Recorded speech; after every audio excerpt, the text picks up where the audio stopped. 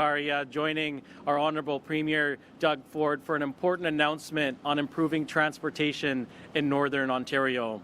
It's great to be here among so many friends and partners, and I'd like to recognize Minister Fedeli, Minister Pieri, and Parliamentary Assistant Brzee, as well as the Ontario Northland CEO Chad Evans and Commission Chair Alan Spacek. Thank you for your leadership and dedication to northern communities. Under the leadership of Premier Ford, our government is protecting Ontario by investing in the infrastructure people depend on every day to keep families connected, support jobs and growth, and move goods and workers across the north and across our province, all a part of our $100 billion plan for transportation on highways and transit. Families in the north depend on the Ontario Northland to get to work, school, medical appointments, and home. And that's why our government froze Ontario Northland fares, helping people keep more money in their pockets while still delivering the services communities count on.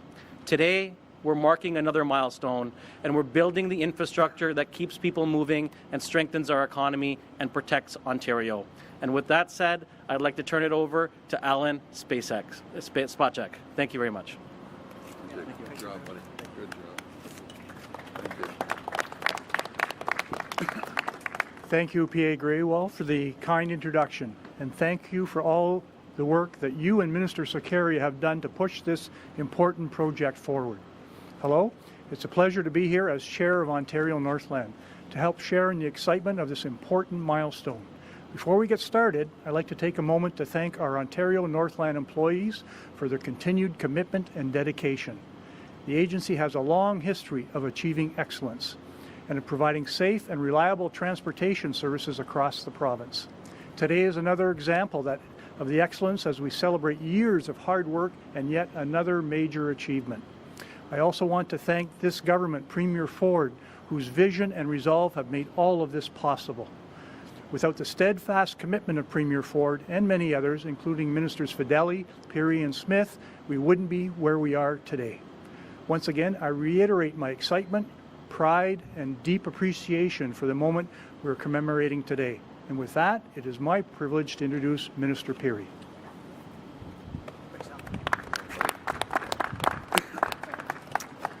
Good morning, everyone, and thank you for being here today. I truly appreciate the opportunity to join you for this exciting announcement, one that matters all the way to Timmins. Our government made it a clear promise to the people of Ontario we would bring the Northlander back. Today, we are one important step closer to delivering on that promise and bringing this project across the finishing line. The return of Northlander is about more than rail service. It's about strengthening connections, improving access, and making it easier for people to travel to and within Northern Ontario. Northern Ontario is rich in opportunity. It has what the world wants, and more importantly, what the world needs. Under the leadership of Premier Doug Ford, we are turning that potential into action. We're getting shovels in the ground and making real investments that support growth, jobs, and communities in the north. Our government is investing in Northern Ontario, and bringing back the Northlander is a clear example of that commitment. This project will once again connect Toronto's Union Station all the way to Timmins, linking families, businesses, workers, and communities along the way. The opportunities are endless. Families will be able to hop on the train and visit my favorite place in the world, sorry Vic, Timmins, and experience everything Northern Ontario has to offer. This is a great date for the North and an exciting step forward for all of Ontario. Thank you, and now it's my pleasure to introduce my good friend, champion of North Bay, and Minister of Economic Development, Job Creation and Trade, Vic Fedeli. Go get him, buddy. Go get him. Well, thank you, George. It's a pleasure to be here alongside Premier Ford to mark this really defining milestone for Northern Ontario. As the MPP for Nipissing, this carries a very special meaning. For more than 100 years, the Northlander passenger rail was part of everyday life in our communities all throughout the north. And in 2012, when this service was callously canceled by the previous government, a critical transportation link was lost. With the leadership of Premier Ford, the hard work of Minister Sarkaria and his team, the great men and women at Ontario Northland, we are now proud to restore safe, reliable and affordable passenger rail for the great people that call the North home. The Northlander passenger rail will ensure hardworking families have better access to education, health care, and good-paying jobs. This is a critical component of our government's plan to position Northern Ontario's economy for growth, resilience, and prosperity for generations to come. In a moment, it will be my pleasure to invite Premier Ford to the podium, but I just have to say, without the commitment from Premier Ford, this never, ever would have happened. The people of Northern Ontario owe you a really great tribute, Premier. Of all the things we've done together, there's nothing more personal and more rewarding than seeing you bring back the Northlander to Northern Ontario. Thanks, buddy. Thank you.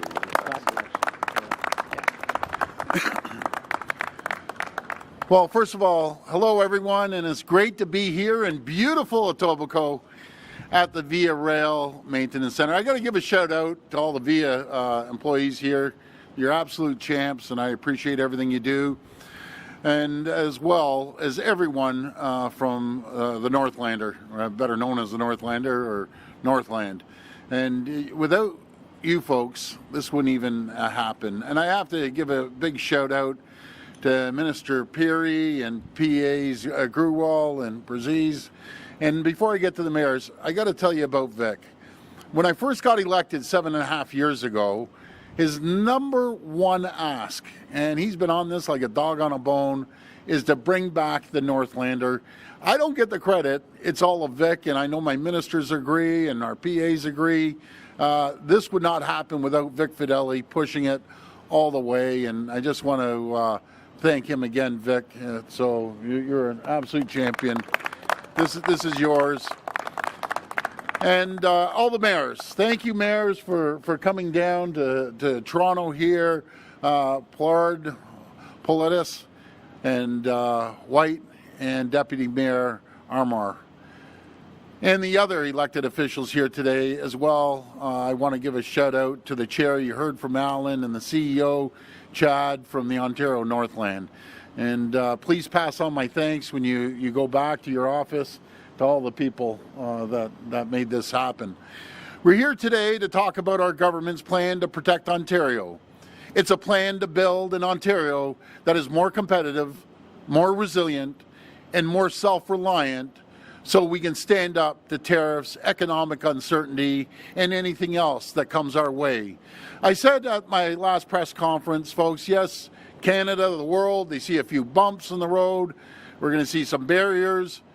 But I'm telling you, I'm feeling so positive this year compared to where we were last year. Just think where we were last year. President Trump got elected. He's threatening our country, threatening every country, threatening Ontario to take jobs, no matter if it's the auto sector, manufacturing sector, life science sector. Our federal government basically fell apart, and every Ontarian came together. We first started saying to the administration in the U.S., we have this to offer, we have that to offer. Well, that kind of fell on deaf ears. And we know President Trump. Now we know the rules with President Trump. There are no rules with President Trump. So we're going to focus on what we can do. And what we can do is produce great transportation to the north. And why this is so important, it's not just about making sure people may come down to the city, maybe go to the Blue Jays game, maybe have a medical appointment, but it's about getting people the opportunity, economic opportunities for jobs, and especially in our mining sector. And I know the mayors, they need the infrastructure. We're going to make sure we fulfill that because there's massive, massive opportunities with our critical minerals and our energy right now in Ontario. We're leading the world. Through our plan to protect Ontario, we're building infrastructure, cutting red tape, keeping taxes and fees low, and investing in workers. We're already saving people and businesses $12 billion in red tape and regulations that we've cut out. What that does, it saves over 1.8 million working hours every single year. So they can reallocate those people rather than filling out mounds of government paperwork. They can now be productive within their own company. So we can support jobs and investment right here in Ontario. Our government is also building the infrastructure that we need to drive Ontario's growth.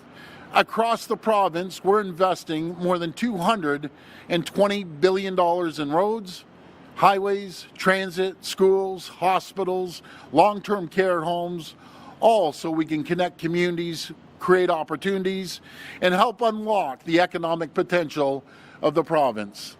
And speaking about economic potential, make no mistake about it, we're an economic powerhouse, not just in Canada, not just in North America, but around the world. In Northern Ontario, we're widening Highway 69 from 2 to 4 lanes between Sudbury and Parry Sound. And anyone who's driven that stretch, that's treacherous. You know, I've driven that stretch with my OPP many times. You're off a couple inches and a transport comes by, that's it. So it's so important for safety and commerce as well. We're also planning the first 2-in-1 highway project in North America on Highway 11 north of North Bay to keep traffic moving. And we're working with our First Nations partners to connect more communities to our province's highway network, including upgrading Highway 584 and widening Highway 1117 near Thunder Bay. Folks, I've been getting a lot of calls about the tragedies that have happened basically from the holiday season, and a lot of people have been killed on these roads. What we have to do is continue keeping up the maintenance as well as widening these roads, and we're going to continue making sure we pour money into roads all throughout the north.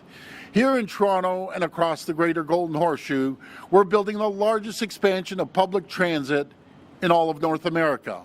That includes the Ontario Line, the Eglinton Crosstown West extension, the Finch West LRT, the Yonge North Subway extension, the Scarborough Subway extension, the Hamilton LRT, the Hazel McCallion line, and expanded GO Train service right across where GO Train applies. And of course, we're bringing back the Northlander. Nearly 14 years after it was canceled by the previous Liberal government, so we can connect communities from Cochrane and Timmins all the way to downtown Toronto. The Northlander's cancellation by the previous government stranded northern communities and the tens of thousands of riders who depended on it. The Northlander is more than a train. It's a lifeline to jobs, education, family and friends, and so much more. It connects our province from north to south and creates economic opportunity along the entire route. That's why we are bringing it back into service starting later this year.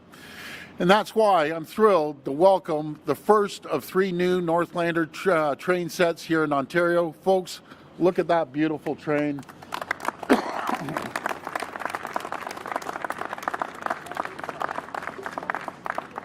Alan and Chad, could we have our media, good media folks take a look at it inside after? Because it's absolutely spectacular. After the testing and commissioning, work is done here in Toronto. The trains will head north, where Ontario Northland will put them through a rigorous testing along the Northlander route to make sure they're working safely and efficiently before taking on passengers later in 2026. So what I understand, they're going to run these trains back and forth to make sure they hold up, especially in the cold weather and in the snowy weather and the climate up in the north. Once it's running, the Northlander will connect passengers from Toronto to Timmins in comfort with accessible seats and washrooms, charging ports, and Wi-Fi. The route will have 16 stops along a span of 740 kilometers. Think of that, 740 kilometers. That's huge. And will include a connection to Cochrane, providing improved access to essential services, supporting economic prosperity and tourism in the north, and strengthening the connection between the north and south of Ontario. Today is an important milestone in our plan to protect Ontario. By bringing the Northlander back into service, we're creating good-paying jobs, supporting local industries, and driving economic growth across the north for generations to come. Again, I want to thank everyone that's been involved, and may God bless the people of Ontario. Thank you so much. We'll now take questions from the media. Media present can line up behind me and ask their questions through the microphone. As a friendly reminder, the format is one question, one follow-up. Please state your name and your outlet before your question. Hi, Premier. Tina with City News. Hi, Tina. We're talking transit today. I want to ask about the Eglinton Crosstown LRT. It's 2026. I know it's in the hands of the TTC now, but are you prepared to intervene if the Eglinton Crosstown LRT doesn't open by next month? Yeah, we're going to work with them as we have the whole time, Tina. They're doing their very best, but thank God we're getting this thing going. It's been a nightmare. I'm the first to admit it. But the good thing is we're moving forward on all the other transit subway programs that we have. So yeah, I'm confident it's going to get going early in February, and we'll be there to support them any way we can. Okay, and on another topic, you're being accused of weaponizing the LCBO with your plan to pull Crown Royal from the shelves. Shouldn't it be up to Ontario consumers to decide what products they want to purchase? I don't call it weaponizing, Tina. I call it protecting jobs in Ontario. That's what I call it. And we're going to do everything we can to protect jobs. Why don't people try J.P. Weiser? Why don't we try some great Hiram Walker? Why don't we go get some 40 Creek whiskey? I hear that's really good stuff too. So when you want to go after one of our basically go after Ontarians and ship it down to the U.S., make no mistake about it.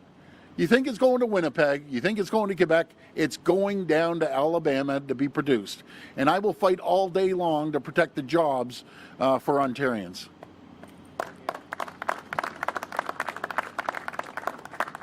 Hey, Premier. Barbara with QP Briefing. How are you? I'm doing good, Barbara. How are you? I'm good. I'm wondering, when this line was canceled in 2012 by the previous Liberal government, it was because of high operating costs and also low ridership. I'm wondering just what changed now to bring this back.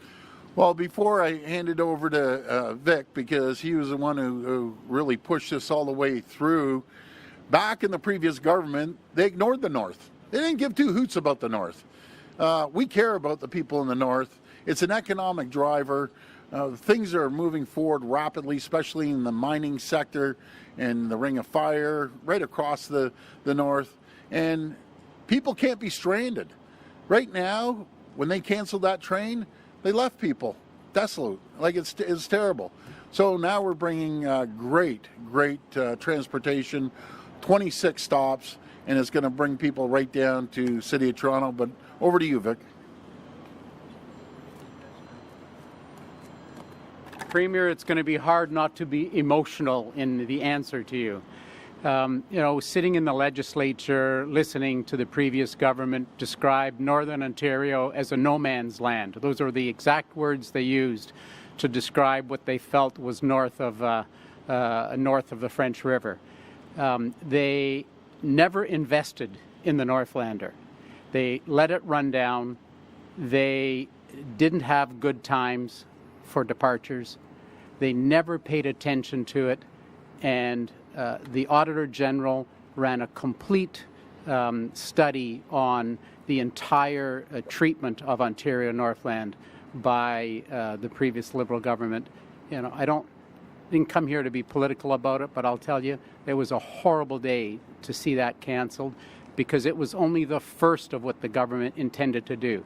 They intended to starve Ontario Northland by not giving them contracts to repair the GO cars, which we have brought back today. Premier Ford has brought back today to Ontario Northland, which is a thriving business in my hometown of North Bay. They also intended to sell off all of the parts and divest Ontario Northland and have no Ontario Northland, period. Not just the Northlander. It was one of the few pieces. The Auditor General found that their math was all false, that they claimed they were going to save $250 million a year when actually she proved it would cost them and the government $880 million a year to have done what their plan was. So there was a complete reversal. They reversed everything except bringing back the Northlander and bringing the GO-KAR contract back. So there was a lot of underlying reasons why they did that. And none of them were justified. So I'm sorry. So aren't you concerned at all that none of these issues might happen again with this line this time, now reopening it? I can tell you a lot of time and energy has been in putting a proper schedule that works for people in the north. The people that are going to use the train, this is the times are right. What appears to be the draft pricing, the prices look right, the schedule looks good, the cars are beautiful, they're modern. People are going to want to take it. You can now be able to take it from Union Station and go up to Muskoka on a weekend. I can tell you there's no university and college students in my era that didn't use the Northlander to go home. This is going to be an affordable opportunity for students to travel home on the weekends again right from Union Station and be able to take medical appointments from Cochrane and come down to Toronto. There was a lot of thought put into what they've done. Hey, good morning, Premier Colin DeMello from. Good afternoon, sorry, Colin DeMello from Global News. I wanted to ask about CUSMA talks. So the premiers, I hear, are supposed to be going to Ottawa to have an in-person meeting with the Prime Minister at the end of the month. Yes. I'm wondering how confident do you feel in Canada's position going into those renegotiations, and will the country come out of it with the same agreement that we're going into it? Well, I'm looking forward to sitting down with the rest of the premiers. We communicate frequently. I was talking just through text with Scott Moe last night, and another champion, Wob Canoe. We're always communicating, but we look forward to getting together. And we all agree, let's start moving faster, quicker, immediate. Let's start building that pipeline west. Let's start building it east and north. Let's start getting critical minerals out of the ground and making sure they're refined right here. I met with the CEO of Cameco from Saskatchewan yesterday.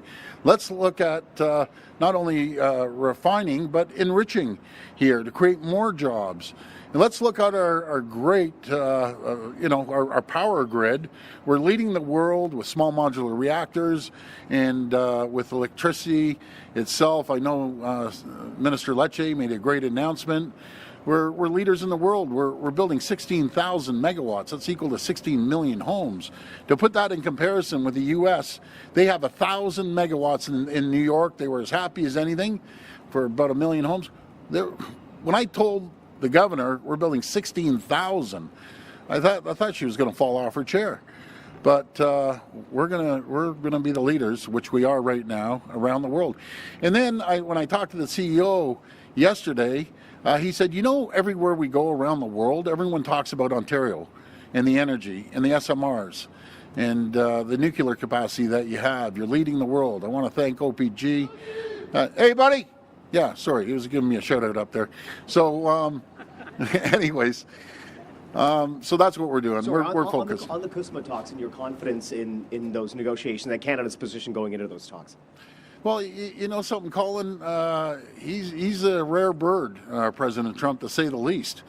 So we're all going to stand behind the Prime Minister, work with him, and it's the best interest of the American people that I talk to frequently, daily actually, that you can't unscramble an egg. You got to make the omelet larger. Everyone benefits, and they're feeling the crunch down in the U.S. Personally, I look forward to the midterms. So let's see how we make out. But I have all the confidence with all the premiers and the federal government trying to get the best deal we possibly can. And that is why we have to move quicker, faster, immediate. That's why we have to diversify trade around the world, find new trading partners. And that's exactly what the Prime Minister is doing. He's flying all over the world, building relationships and contacts. Because, again, Canada is an amazing country.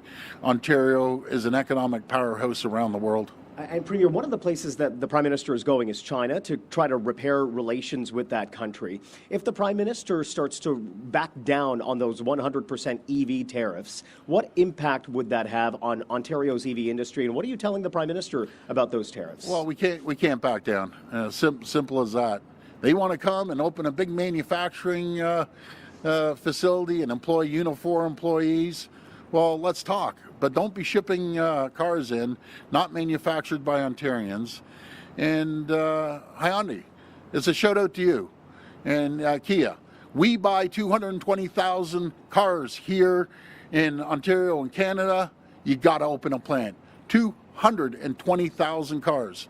So, you know, I think you're third on the rankings. You got to start building here. Simple as that. Hi, Premier. Siobhan Morris, CTV News. Hi, Siobhan. I wonder if you've heard anything from your good friend Wab Kinew about your promise on Monday to pull Crown Royal off the shelves of the LCBO and any effect it might have on his province. Yeah, no, I talk to Wab frequently. I talked to him the other day, actually yesterday, I think, the day before. Either way, I think the world of the guy. He's an absolute champion. He understands I got to protect jobs here. But I also informed him this is all going down to Alabama. There was an article from the union, Unifor. They know it's going down to Alabama. So whatever we're producing here in Ontario, they aren't going to make up the difference in Manitoba or Quebec. So I got to protect Ontario as he wants to protect Manitoba, but he's a great guy. Amazing Premier. We learned today that the Supreme Court is going to hear a challenge on the constitutionality of the Redeveloping Ontario Place Act. I'm looking for your reaction to that and what the ramifications might be for that bill and others from your government. So the Divisional Court said we aren't even looking at it. The Appeals Court said we aren't looking at it. Supreme Court wants to look at it, that's fine. But I'll tell you one thing. We're building the most spectacular destination anywhere in the country, if not North America. It's going to just be out of this world, and I can't wait to get this finished. We're building a world-class science center. You should see the designs. I got to wait before we release them, but it's shock and awe when you see it. Out of this world. We're building a great thermales coming in there, building a water park and a spa. They're also, we have Live Nation in 28. I'm trying to push them in 27. Building out of this world amphitheater. There's going to be trails. It's going to be the #1 attraction in Canada, bar none. And then we have some other plans that we're going to do as well. This is all about creating jobs and opportunities for people, thousands and thousands of jobs. So I don't even know why they're going to the Supreme Court. I think it's a bunch of crazy lefties that want to protect one tree or two trees or three birds, and they're bringing it to the Supreme Court. But these same people, mark my words, the small group, very small, are going to be lined up to go through Ontario Place, to go to the beautiful trails, to go by the marina, to go to a concert, go to the Ontario Science Center, go to the water park. It's spectacular. Hi, Premier. Lorenda Redekop with CBC News. Hi, Lorenda. Hi. An update on the recycling issues. This morning, the head of circular materials said that the province's January 1st transition date was a problem due to bad weather and more waste from the holidays. And when BC made the same transition, it did it in May. So did your government do this at basically the worst possible time of year? No, not at all. I think, saying it's in January, I don't know if you're saying it or they're saying it. There's always little kinks and bumps in the road, but they're getting it together, circular materials. And I think they subcontract the GFL. But the vast majority, people are getting their recycling picked up. But with any change, there's going to be some bumps in the road. They've reassured us, and I saw the letter to the public, that it's going to be 100%. But vast majority in the 90s, everyone's getting their recycling picked up, but we'll get through it. Following up on Colin's question about China and EVs, the Prime Minister is under pressure to make a deal with China next week to get trade restrictions lifted on agriculture and seafood exports. Would you support a compromise on tariffs on the Chinese EVs to get that done? The only compromise I would have is if they open up here, they hire Unifor employees, and they produce vehicles here. We have the best auto workers in the entire world. That's the compromise. come here and look at the market. And maybe it will hold other automakers accountable, well, the U.S. automakers accountable when they're shipping vehicles up here. Hey, Premier. Brandon Chogri, City News. Brandon, good to see you. The City of Toronto's Vision Zero data for 2025 shows that deaths and significant injuries were both down pretty significantly, the lowest levels that we've seen since Vision Zero was brought in. A lot of councillors are pointing to those numbers as proof that speed cameras are effective and say that in 2026, now without those speed cameras, that our streets will be more dangerous. What is your response to that? That's just a bunch of hogwash. How about talking to the people on Parkdale Drive that they had 70,000 tickets? 70,000, and they just let it continue going. Wouldn't you, like someone with about a half a brain would figure out there's 70,000 speeding cars. Would you not put turnabouts? Would you not put speed bumps and find out 3 weeks later you were speeding? That doesn't stop accidents. What stops accidents is actually physically slowing people down. Make no mistake, folks, massive tax grab. All they want to do is gouge the people. That's what it comes down to. You can have a safe city by making sure you have speed bumps, turnarounds, turnabouts.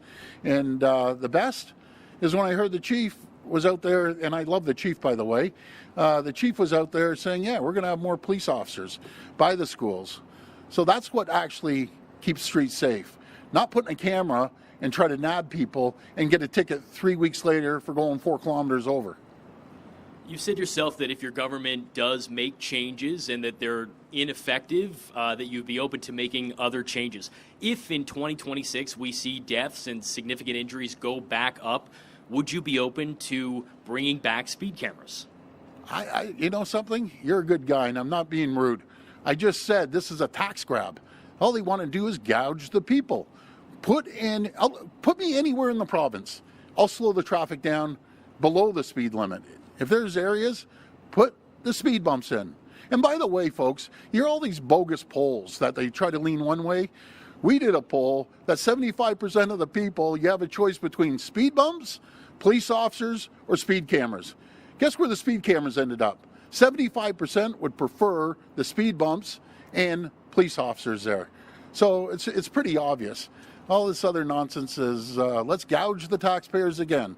That's all they know how to do. I got an idea. The municipalities should look at cost savings, should run things efficiently, and there's a lot. And great mayors here are running it efficiently, and all mayors should run their cities efficiently. I walked a mile in their shoes, and I'll tell the story. I walked through that City Hall doors, $774 million of pressure. The world's coming to the end with Rob and I. And they said, you got to raise taxes 15%. No, you guys got to find 10% efficiencies. We delivered a 0% tax increase. From 774 to 0%, not one person lost their jobs. You got to run it like a business. If you don't run it like a business, then you don't get it done. My question is, how can a province like ours have never raised a tax in 7.5 years and saw more revenues because we created the climate and the conditions for companies to come here and invest? And we've seen about 113 billion since we've been in office of new investments because Vic's been running around the world. More revenues, more employees. There's 1 million jobs have been created since we've been in the office.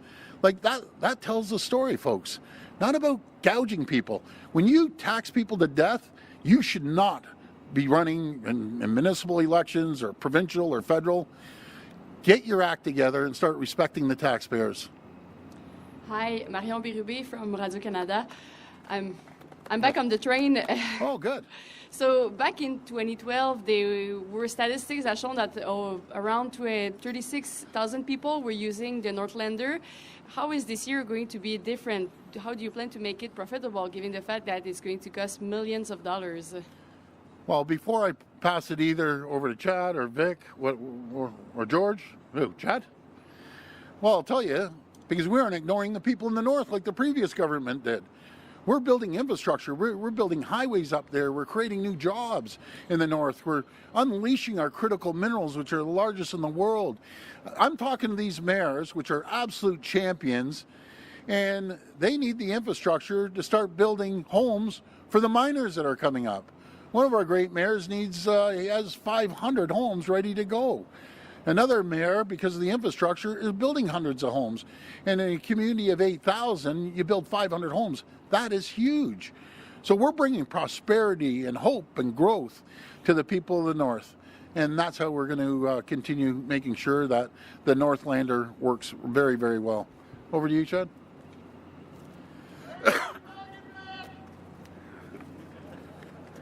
Thank you, Premier. Yeah, regarding the passenger usage, back in 2020, 2021, when we did the initial business case, we conducted detailed analysis. We did ridership studies. We did public surveys.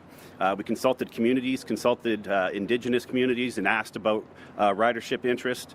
Our forecast in the business case way back in 2020 was that 40 to 60,000 passengers would be where we would expect to launch the service late 2020s. We are here today in 2026, entering into the testing and commissioning phase. We've seen a lot change since 2020. There's been population growth across Ontario, but as well as in the north. Following the pandemic, there was a lot of relocation into more rural settings. So along this entire corridor, all 16 communities that will have Northlander service, they've grown. And we've heard from them. I've spoken to them in consultation. They're interested to use this service, and we look forward to launching it.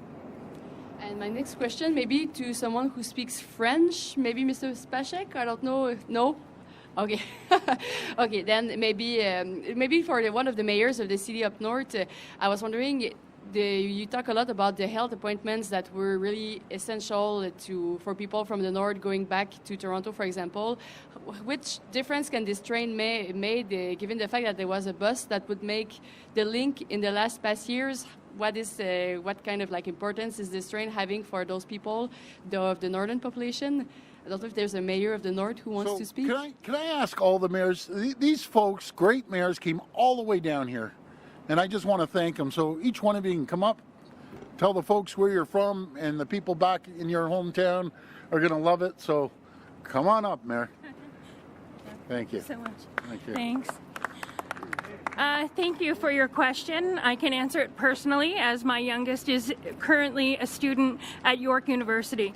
And the difference is that when he comes home to the north now using the bus, when he gets to North Bay, his travel ends there, and we have to go from Kirkland Lake, our hometown, to North Bay to get him. When the train is in service, he will have a one-way to come home to us and then get back safely. It was a 6-hour journey to get here. It's very important. This announcement is going to make not only students' lives better, but all of the North's lives better. So thank you for that question. Infrastructure as well. Yes. Yeah. Thank you, sir. Thank you. Bonjour tout le monde, moi je m'appelle Dave Flood, je suis le maire de Kapuskasing, aussi le président de Fonum. Je représente 110 municipalités tout le long du nord-est de l'Ontario.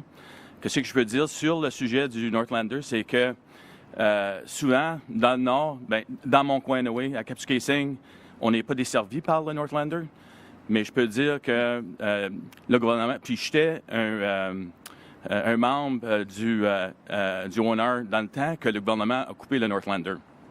Fait que je peux te dire que ça l'a fait très mal. Les résidents dans tout le nord qui avaient accès aux universités dans le sud n'avaient aucune manière de descendre. Puis moi, j'ai parti hier vers 11h30 de l'après-midi, du matin, c'est-à-dire. Ça m'a pris 8 heures à me rendre ici. Je pars tout de suite après ça, puis je prends la route encore, puis un autre 8 heures de voyage pour m'en tourner. Ça fait que le Northlander, il y a un besoin. Si on regarde tout le transport dans le sud de l'Ontario, il y a un besoin, c'est certain, mais il y a un subsidy qui va envers ces transports-là. Et puis, dans le nord, il y a un besoin aussi. Ça fait que moi, j'aimerais dire un gros merci au Ms. Ford pour son dévouement envers le Northlander, Vic Fideli, Alan Spacek, all of them. A huge thank you. You're heroes in the north today. Thank you. Thank you. Appreciate it. Well, hello, everybody. My name is Peter Politis. I'm the proud mayor of the town of Cochrane.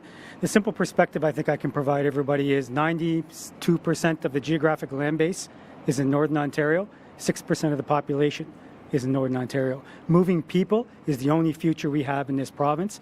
And when you recognize the natural resource industry now is coming into its own and will be a critical part of reshaping the economy of not only the province but the country, we recognize that we need to be able to move people in an effective way. So Northern Ontario is one of the last frontiers in the country, if not the last frontier. We're lucky to have those opportunities, and we're very fortunate to have a government that recognizes that this is a jewel sitting in Ontario that is long overdue to develop and long overdue to connect to the mainstream. We have this competitive advantage that most countries and most provinces don't have, and only smart governments are the ones who are going to recognize that we have to move people through that area. 7,000 jobs just in the mining industry alone. If you think of the electric vehicle market, just the mining industry alone are going to be moving to that part of the province. Where are they going to live? How are they going to get there? How are they going to get back and forth? How are their families going to move back and forth? So I'm very proud and happy and grateful, Premier, for the insight and the foresight and the government as well too, and always very grateful to Vic Fideli, who's a proud Northerner, and really appreciate the opportunity to speak to you all. I'm looking forward to connecting Northern Ontario, the greatest place on the planet, with Southern Ontario. Thank you. Bob Stone from Huntsville. Tourism is our major industry in Huntsville, and this is a game changer. This is going to enable people to come and go from Huntsville with ease and efficiency, and I need to thank Premier Ford for making this happen. Thank you, my friend. Thank you. My second home in Huntsville. You know, I might hop in that train and go up there. Vic, you can come with me. This will be the last reporter. Hi, Premier Ford. Steve Cornwell from the Trillium here. Hi, a question around Minister Fideli mentioned draft pricing earlier. Just wondering if you could elaborate on what the price of this train would be. What do you think would be a fair price and a sustainable price for a ticket on this train? Go ahead. Great. Thank you, Premier, and thank you for the question. We understand that affordable transportation is a priority for those traveling on the future Northlander service. We're working on a fare strategy to launch, but we're informed and we have the benefit of operating transportation services by bus and by passenger rail in the north for decades. We also collaborate with our industry partners, just like Via Rail, where we are today, to understand what the current market is for transportation pricing. We're going to release a fare strategy closer to service launch, but these are the principles on which we've built that fare strategy. Okay, and then a question for Premier Ford. The legislature is sitting until kind of the last week or so of March, or is up from the last week or so of March. Are you planning to shuffle your cabinet before the legislature sits again? No, I think I have a great cabinet, and we're working every single day. Folks, do you know what I'm blessed with? I have a bunch of workaholics. I have 80 members, 79 plus myself, that are workaholics, and they continue to work. We actually get more done outside of the legislature, and you can ask every MPP, than we do sitting there arguing back and forth and grandstanding with each other and everything else. But we're workers. And folks, I got to tell you, this is one example how we're going to protect the people of Ontario, protect the communities, protect jobs. Never forget, we're an economic powerhouse. We never have to take a backseat to anyone. We especially don't have to take a backseat to President Trump.